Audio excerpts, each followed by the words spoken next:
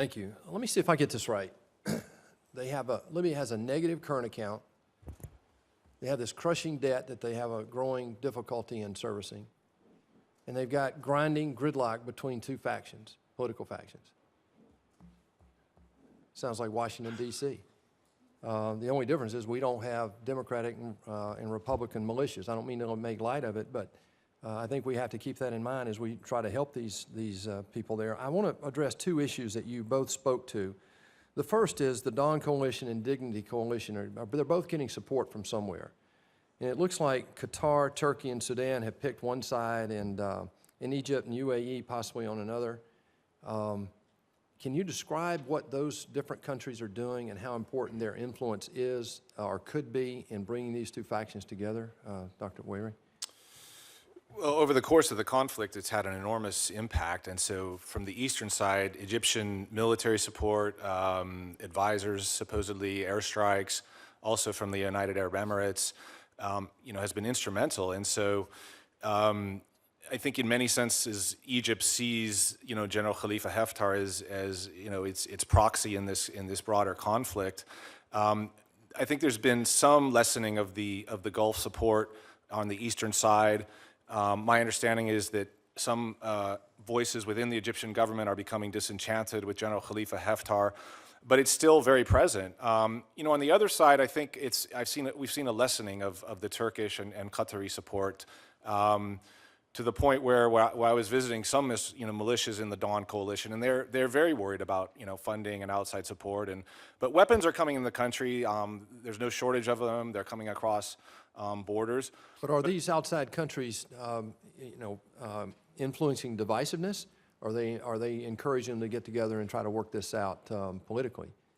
I don't know if we're there yet. I mean, I think there has been some improvement where they see this as a problem, but I do see them still, waging this proxy battle. In that scenario, how do we ever create a national army to take care of national security? How do we do that? How do they do that?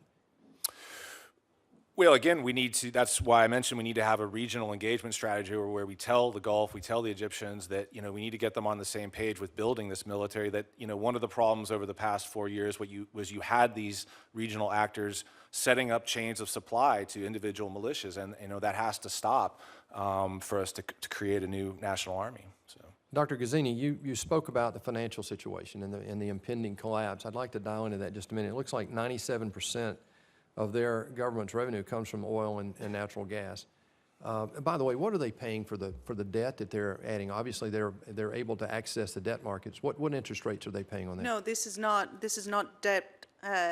They don't receive credit from abroad. Libya still has funds, but it's a balance of payment deficit that they're running every month. So when I mentioned 2-3 billion, it means that they have to tap into their own reserves, 2-3 billion every month. And they have about 50 to 60 billion in reserves, as I left, understand it? Yes.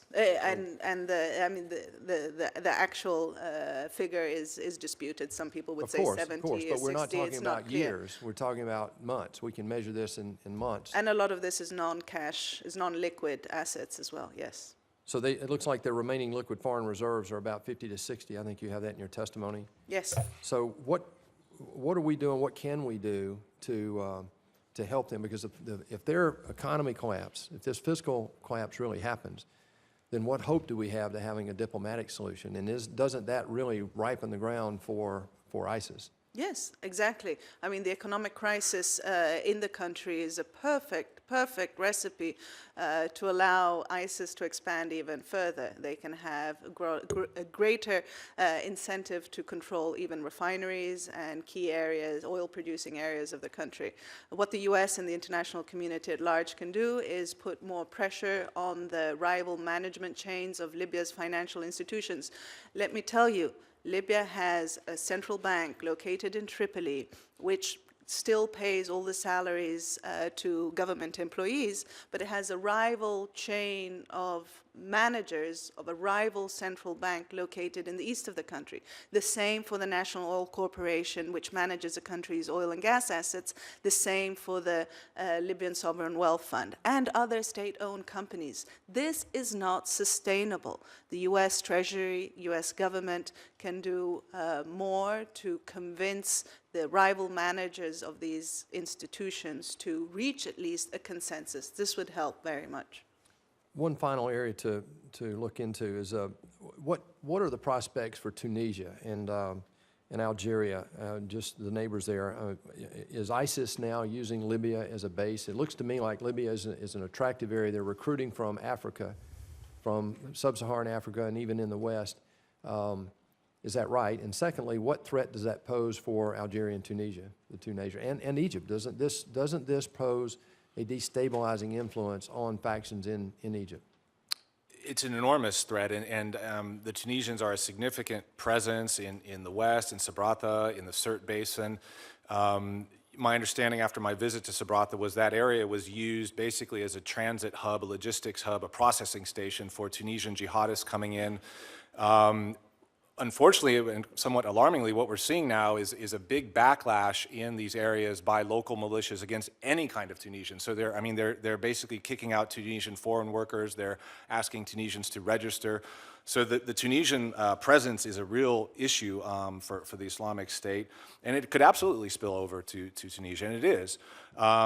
You know, the question we have to ask is what is ISIS's potential to spread among Libyan actors? And there's a real potential there, especially in the Sirte Basin and areas of the east. And also Algeria. I mean, I think the Algerians are playing somewhat of a containment game. I mean, the borders are closed down in the Gut area in the southwest. I was down there. You know, I don't see the Algerians really playing a constructive role within Libya itself. I think they're in sort of containment mode. Thank you, Mr. Chairman.